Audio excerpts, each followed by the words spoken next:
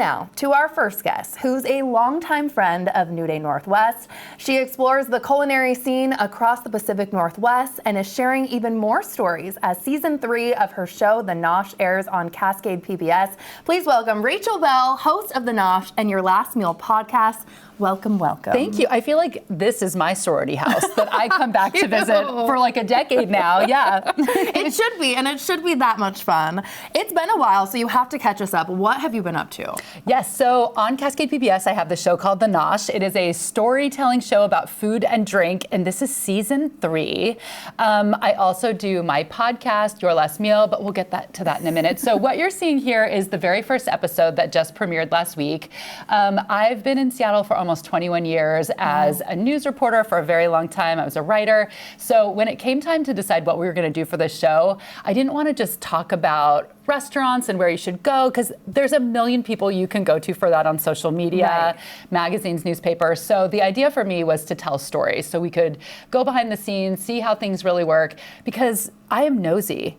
You're probably nosy too. We're curious. We're nosy people. And everyone loves a behind the scenes moment where you can really like peel back the onion and see something more than just, hey, eat here. It's like, why? Like, tell me the story behind it. Yes. Right? So one of the episodes I'm excited about that won't be out for a couple weeks, but whenever I see cruise ships in Seattle, I don't think about the adventure. I think about, how are you feeding everybody on that giant ship in the middle of the ocean? Yeah. Yes. So we got to go down into the galley of a Holland America ship and see how they feed 2,200 people. So interesting. There's like these cauldrons of French onion soup I got to stir with, like a shovel.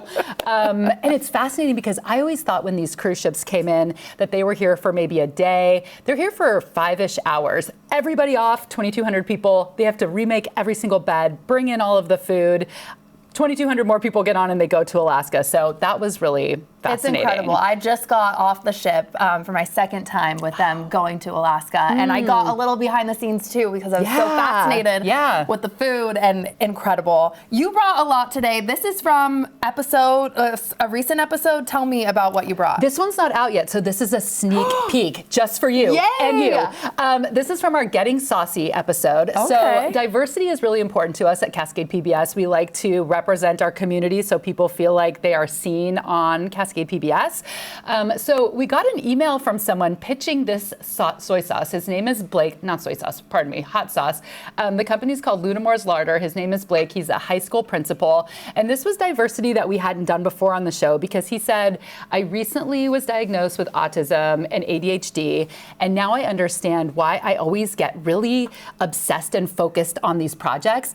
My wife was going crazy with my fermentation projects around the house, and I decided I'm just going to go big and create this hot sauce brand. So it's a neurodivergent hot sauce brand, and this one's called Strawberry Alive. He, like me, is a punner. All of the flavors. So this one's called You Guava. Be kidding me. Cute.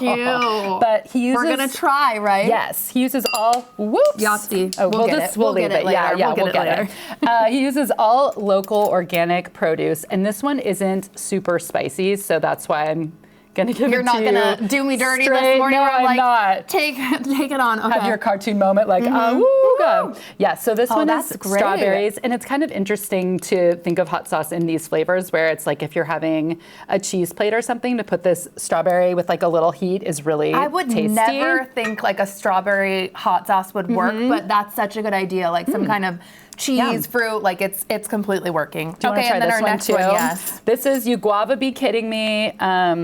A lush sweetness, Ooh, it says. Tangy, lush. Let's try. I've always been interested in people who either change careers or have these side hustles, and like to be a full-time high school principal and then making this on the side, I think is really cool. That's the coolest story. You do such a good job about telling. Okay, Ooh, that's really a favorite. good. That is by far a little more of a kick than the first one for sure. More of a kick. Really, really enjoy that. Okay, moving right along. This all comes from Mixed Pantry. I feel like this is one of the coolest shops in Seattle that so many people don't know about and need to. So Mixed Pantry is in Belltown. And the owner, Tak, is a Japanese immigrant, and he only sells products either from Asia or made by AAPI people here in the States.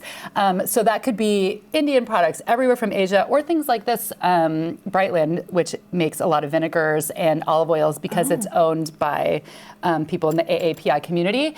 But if you are a condiment person, Yes. if your fridge, the whole door is like, you have to go to Mixed Pantry. I cannot get out of there without buying a bunch of products. Oh my gosh, I bet. And all of these, like I haven't seen a lot of these on any other shelves, so this would be so interesting. And I've never heard of Mixed Pantry in Belltown. One of the things that he does that I recommend if you are a food lover, especially if you have people in town and you're like, I'm looking for something new to do with people, he does soy sauce tastings and chili crisp tastings. So he will pour out a bunch of soy sauce, and when you just eat it in food, you don't really notice the difference. Once you have them on their own, and he kind of lines them up, and he's like, this is what you would cook with this, and this is a lighter one, and this.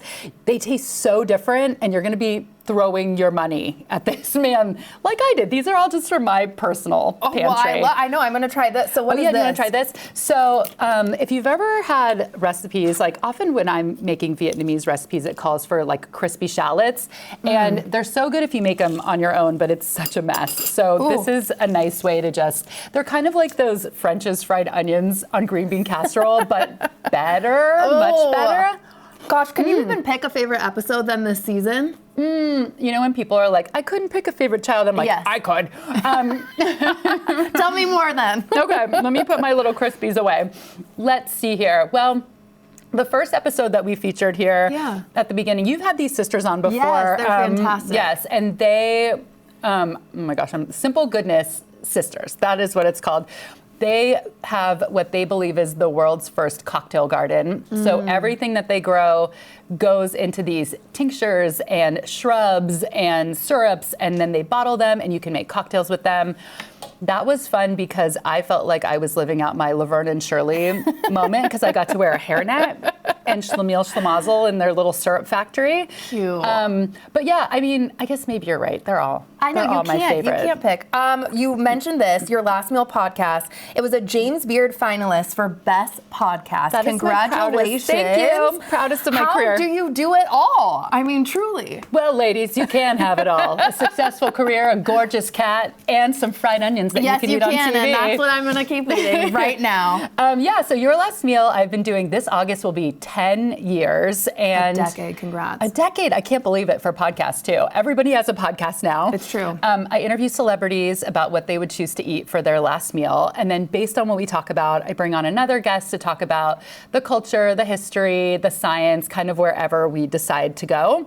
If you're looking for an episode that's kind of recent, I recommend the Padma Lakshmi recipe. Ooh, Not recipe, episode. See, it's all just food words. Well, and where can everyone find, let's hold hands. Let's hold where hands. can everybody find all of your, like the Nosh, the podcast, like where? Yes, so all available on Cascade PBS. You can watch the show on the Cascade PBS app. The first 2 seasons are on Alaska Air, which is something I'm also very proud of. I did see that. The show tastes so good with ginger ale. You wouldn't believe it. Yes. And well, they don't serve, I guess, peanuts anymore, but the pretzels. I miss the peanuts. I kind of miss the peanuts, too. Yeah. That's my hot take. You can also watch just at cascadepbs.org. It's on YouTube, and then the podcast is available wherever you get podcasts. Incredible. Thank you so much for spending time with us, because we know you're a very, very busy lady, and we appreciate it. Of course. Thank you.